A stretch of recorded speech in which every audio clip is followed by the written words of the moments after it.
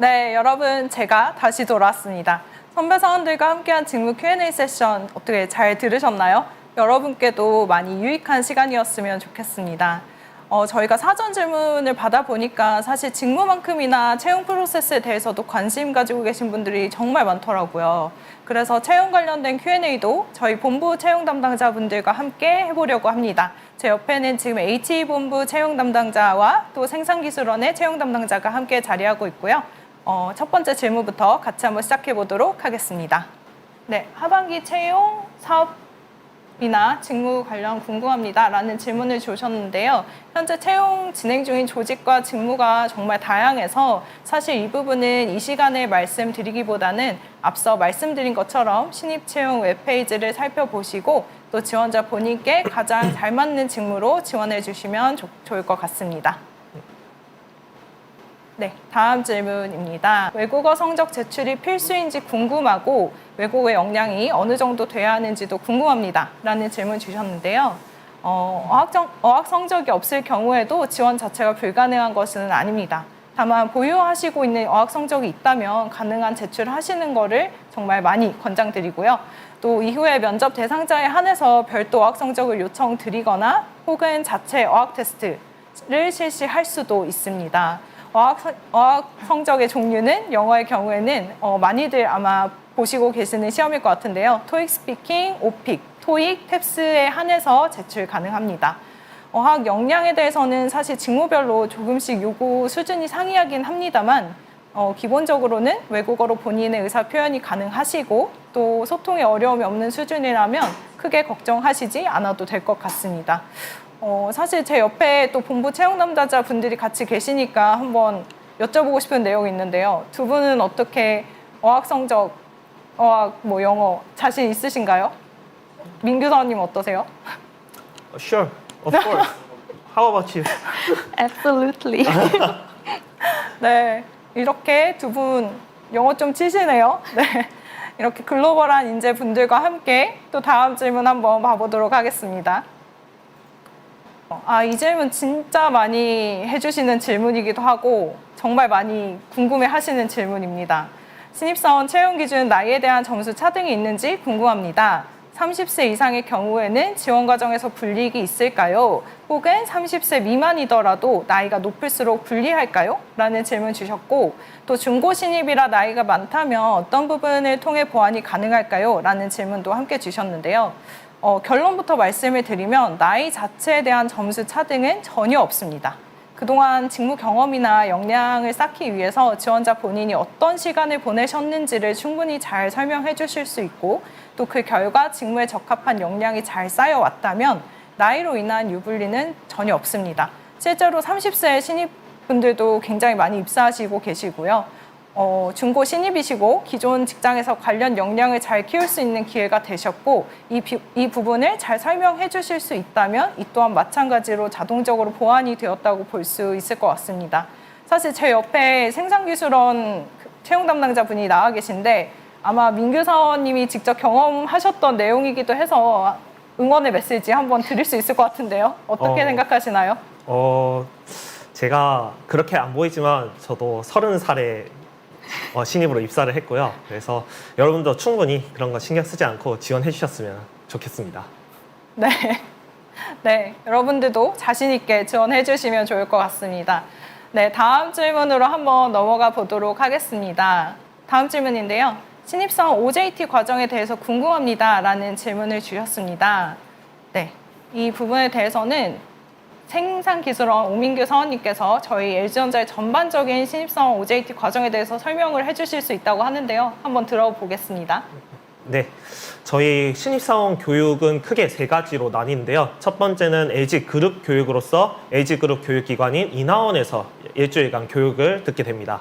LG그룹 교육인 만큼 이제 전 계열사의 신입사원들이 모여서 받게 되고요. 두 번째는 LG전자 교육이에요. 그래서 LG전자 교육기관인 러닝센터라는 곳에서 일주일간 듣게 되는 교육이고 이건 이제 LG전자의 전 본부 신입사원들이 모여서 듣게 됩니다. 그리고 마지막은 이제 본부 교육이 있는데요. 이건 각 본부별로 특색에 맞게 진행되는 것이라서 기간이나 형태가 다르기 때문에 추후에 입사하시게 되면 보다 자세한 내용을 안내 받으시게 될 거예요. 이렇게 총 3개의 교육 과정이 있는데요. 이게 각각의 프로그램이나 아니면 함께 교육을 듣는 사람들은 다르지만 공통점은 이때야말로 다양한 사람들과 친해지고 얘기 나눌 수 있는 가장 절호의 타이밍이라는 것입니다. 그래서 프로그램들이 굉장히 다채롭고 또 재밌는 만큼 즐거운 마음으로 이제 함께 LG인의 꿈을 나눌 수 있는 자리가 될 거고요. 결국 남는 건 동기들이라고 많이들 말씀하시잖아요. 교육 들으시면서 평생 서로 의지하고 힘이 되어주는 분들을 많이 만나셨으면 하는 바람입니다. 네, 맞습니다. OJT 과정에서 참 즐거운 기억도 많이 만드실 수 있고요. 이번에는 HE본부도 한번 본부 특화된 내용도 아마 있을 것 같은데 함께 포함해서 말씀해 주시면 참 좋을 것 같아요. 네. 민규 사원님께서 저희 전 본부가 진행하고 있는 OJT 과정에 대해서 설명을 해주셔서 저는 저희 본부 특화로 하고 있는 과정에 대해서 좀 말씀을 드리려고 합니다. H본부 같은 경우에는 입사 전과 입사 후로 나누어서 체계적인 OJT 과정을 운영을 하고 있는데요. 입사 전에는 H본부의 주요 사업장에서 초청 행사를 진행을 하고 있습니다.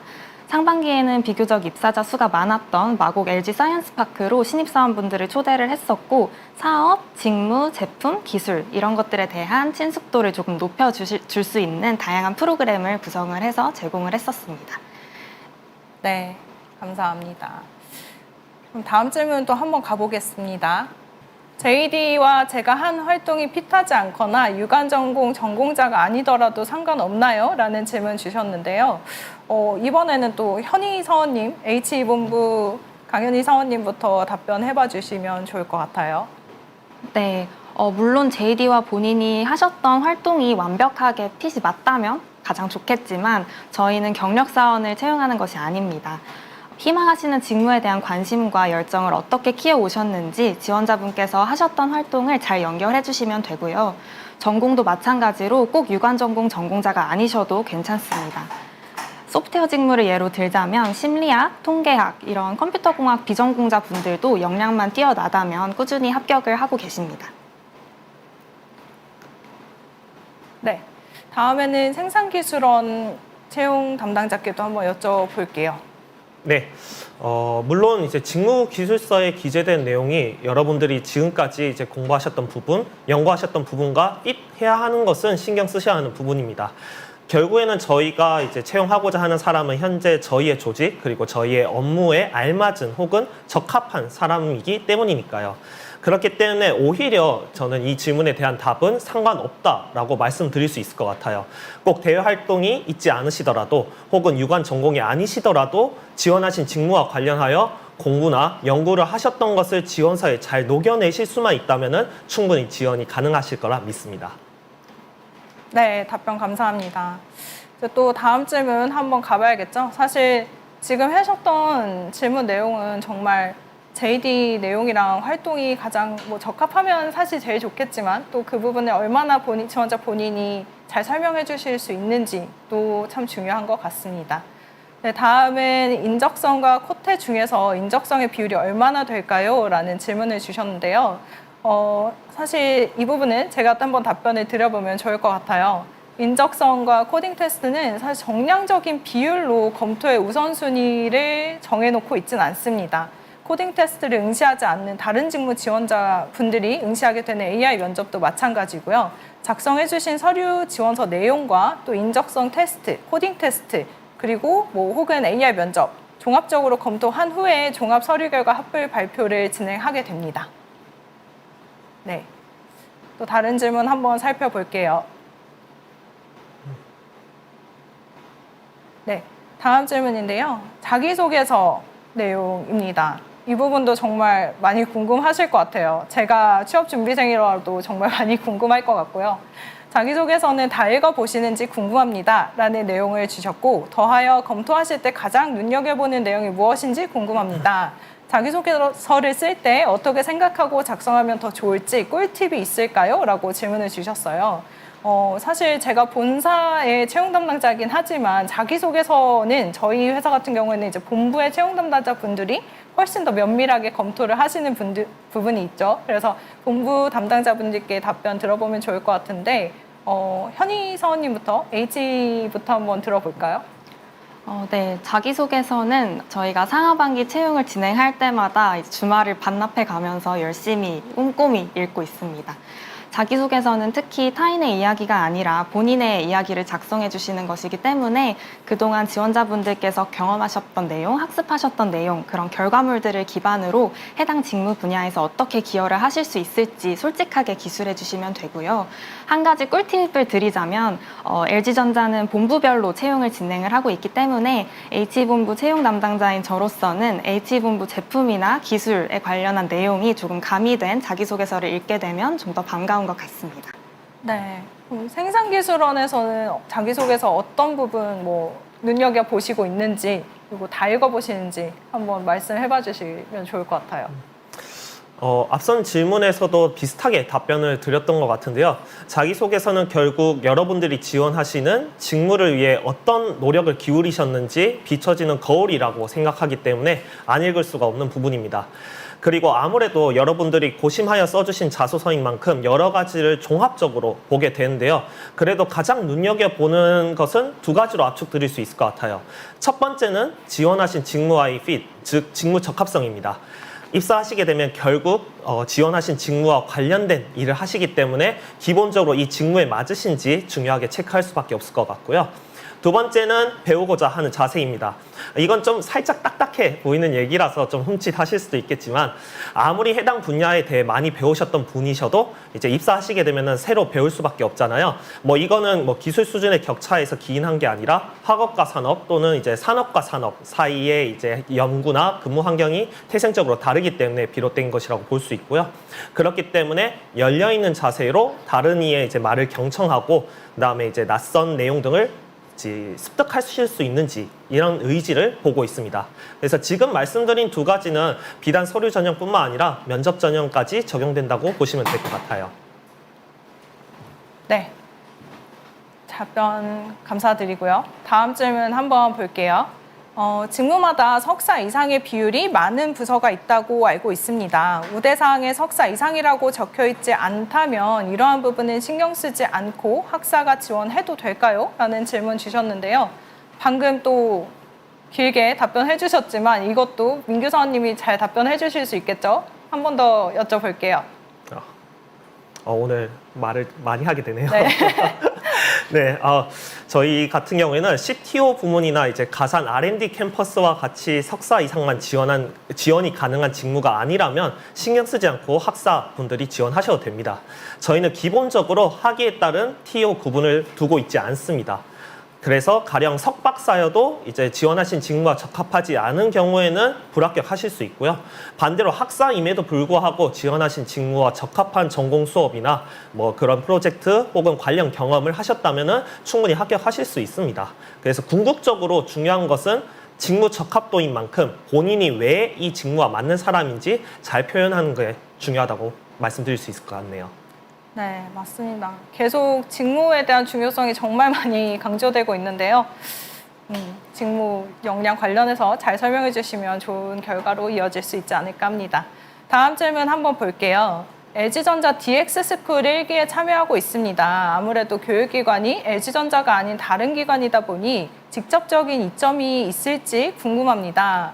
채용 시 현직자들의 인식이 어떠할까요? 실무에서 배우는 부분을 학습한다는 점에서 많은 이점이 있을까요? 라는 질문 주셨는데요.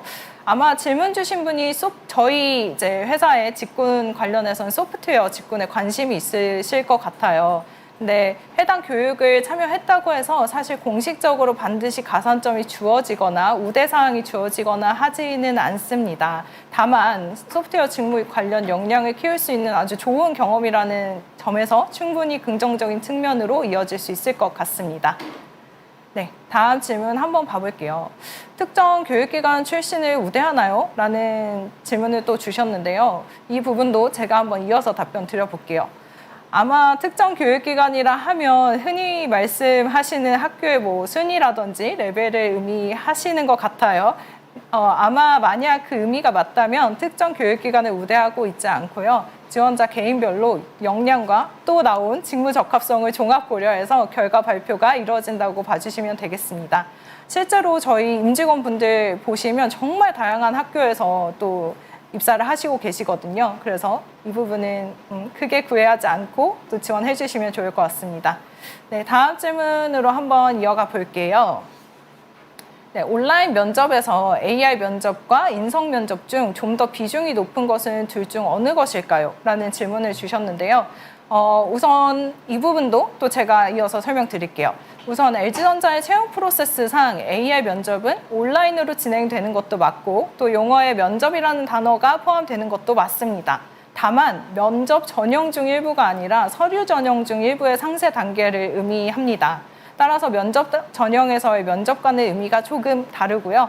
또 AI 면접 응시 후에 제출하신 서류와 함께 한 번 더 종합적으로 검토해서 종합 서류 전형을 합격하시게 되면 그 이후에 면접 전형이 시작되고요. 보통 2차의 면접을 거치게 됩니다. 물론 일부 조직은 그 외의 면접 단계도 시행될 수 있지만 우선 큰 틀에서만 말씀을 드리겠고 면접 관련된 세부 안내는 또 합격하시게 되면 별도로 안내가 되니까요. 해당 부분 참고를 해주시면 좋을 것 같습니다.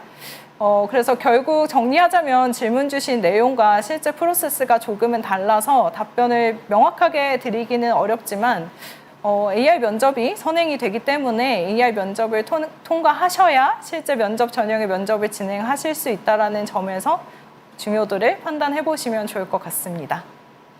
네, 다음 질문입니다. 1년 이내 24년 상반기 혹은 그 이전도 포함이겠죠. LGA 핏 테스트를 치른 이력이 있으면 합불 여부와 상관없이 이번 하반기에 LGA 핏 테스트를 치르지 못하는지 궁금합니다. 라는 질문을 주셨습니다. 인적성 검사, 저희 LG의 인적성 검사의 유효기간은 응시 기준 12개월입니다. 말씀하신 1년이죠. 이 기간 내 LG 계열사의 채용 공고에 재지원하실 경우에는 이전 응시 결과 적용될 수 있는데요. LG전자 같은 경우에는 특히 신입 채용이 같은 경우에는 1년 이내 합격 이력이 있을 경우에는 이전 응시 결과 적용하고 있고요. 그 의미는 재응시하지 않으셔도 된다는 의미겠죠. 만약에 1년 내에 불합격하셨던 경우에는 이번 지원 시에 재응시하실 수 있는 기회 부여되니까요. 또 열심히 준비하셔서 통과하시면 됩니다. 네, 각사별로 기준은 조금씩 다를 수 있는데 자세한 내용은 각사의 인적성 검사 전형 실시될 때 또 안내가 나갈 거니까 그 부분 참고해 주시면 좋을 것 같습니다. 네, 다음 또 질문으로 이어가 볼게요. 네, 과거 서류 탈락을 한 후 재지원 시 불이익은 없나요? 라는 질문 주셨는데요. 요거 한번 본부 담당자한테 직접 한번 또 여쭤볼게요. 민규선님 어떻게 보시나요? 이거는 저희가 정말 확실하게 말씀드릴 수 있을 것 같아요.